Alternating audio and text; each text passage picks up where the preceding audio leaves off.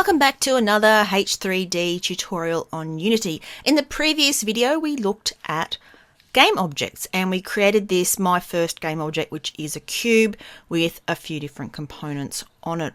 In this video we're going to look at prefabs, and prefabs are very closely related to game objects. But first, let me demonstrate a situation you might come across in your own game development. I'm going to begin by taking that game object that we previously created and doing a command or a control D on it and creating a whole bunch of them. Now they're all going to be on top of each other, so let me quickly arrange them.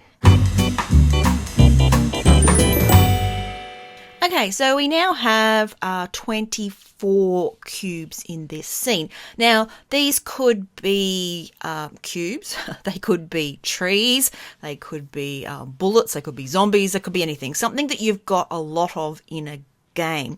And in this particular case, it's something that we want to be exactly the same throughout. So if we make a change anywhere, we would like that to be updated. So let's say you're making a game and you've created all of these cubes for some particular reason, and then you say, oh, I don't actually want them in white. I want them to be green. So if we select this green material that I've made previously, and I can just drag and drop that into the scene like that. Now you'll see that I've made this cube green, but these cubes aren't green. So in order to set them to green, I need to drag the green onto all of them. And I could shift select them in here and drag that across, but that's not the point of this. The other thing is, if you wanted to make these objects physics objects, so this green cube, for example, we want to add physics to it. Remember what we need to do for that. We need to add in a collider. So let's add a box collider to it. That's the simplest type. And then we'll also add a rigid body. Okay, so when I now press play, I will get that green cube. It drops, okay? It's got physics on it. All of these others don't. So in order to make them all the same, I'd have to do that same step, 24 times to set them all. And if you've got hundreds of game objects that need to be changed, it ends up being a lot of work. But instead, what you can do is to create a prefab, and the prefab is like a template where you can punch out the same game object over and over again. All right, so what I'm going to do is I'm going to start this again. I'm going to delete by shift selecting all of those game objects. So I'm back to my cube here. And before I copy it, or kind of copy it, I'm going to make it into a prefab. And the easiest way to do that is to grab that object after you've set it up the way you want it and drag and drop it into the project window. And that creates a prefab that you can see down here in my asset folder. So if I just click on that, I'll be able to change the name. Let's call it cube prefab. It doesn't matter what you call it, but it's always good to make it make sense, I guess. And now we have this cube here connected to this prefab. This is not the prefab. We've made a template from it, which is now sitting in the assets. When something is made from or linked to a prefab, it turns blue over in the hierarchy. You can see here that my first game object has become blue in the text. And when you select it, if you have a look in the inspector, it says that its prefab is the cube prefab. So it's this one here. So this is like the stamp that created that. And this game object that's in your hierarchy is now called an instance of the prefab.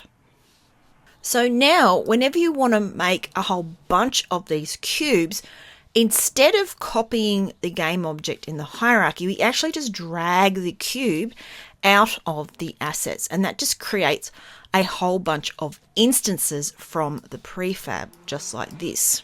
So let's say that now we want to make our cubes green. Okay, we decided we don't like them white and we want to make all of them green. What you don't do is make one of your instances green. So if I take this green and drag it and drop it onto there.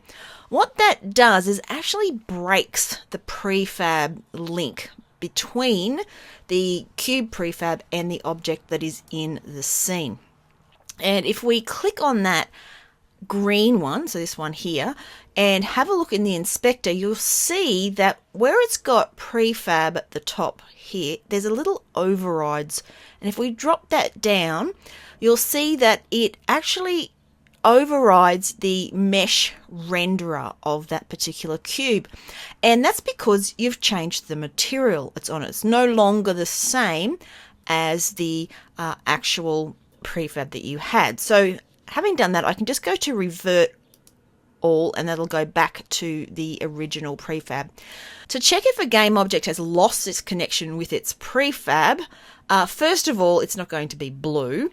But you can also select it and come over and have a look at what prefab is there and also the overrides. Now, if you click on overrides and it says no overrides, then it's exactly the same as the prefab.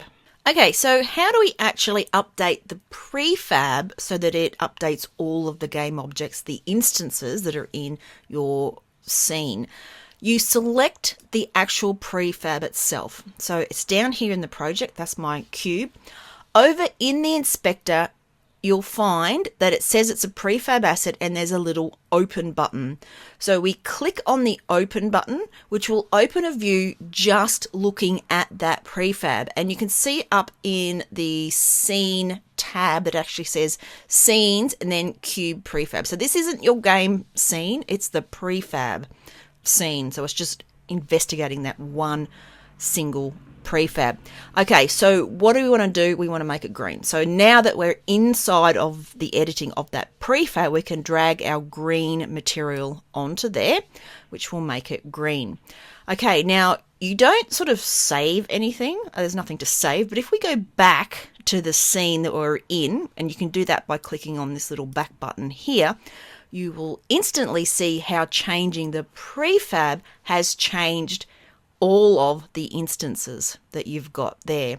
The other thing I will just say that Unity doesn't update its sort of thumbnails constantly, and so even though the prefab is now green, if you have a look down in the assets, this cube is still sort of grey white, but that's nothing to panic about because at some point it will just update itself and be a green cubed thumbnail. Okay, so at this point, we want to make these physics objects so that when I press play, they all fall to the ground. So let's go through that again. We select the prefab, we open it up, we add the components we want. So in here, we're going to add a rigid body, and we will also add a box collider, like that there. And then we simply just go back. And if we select any of these instances, you'll now see that they have been updated down here. Okay, so it's very important if you're going to edit a prefab that you don't do it from these objects in the hierarchy, you do it from the actual asset down here in the project. Otherwise, things will get out of sync quite quickly. So if we press play at this point, we'll see that we now have all those cubes as physics object. Finally, what we can do if we've got a particular prefab like this, then we want to completely change it. So let's just make that one white so we can see. It's already now become an override of the prefab because the material's different. And we can go up to the inspector and actually drop that down for prefab overrides where you can see the mesh renderer has been done. And we can also then, let's say we don't want that to be a physics thing. So I'm going to click on here, and in this drop down menu, which is slightly off your screen, I will select remove component. And then the box collider, let's just remove that as well. And what you'll see immediately is the difference between this instance and its prefab. And you can see that you get these little icons with the minus sign saying that it has been removed from this particular instance. Now, you can keep it like that if you like. If I press play at this point, you'll see that the functionality is what we want. The white cube sort of gets left behind.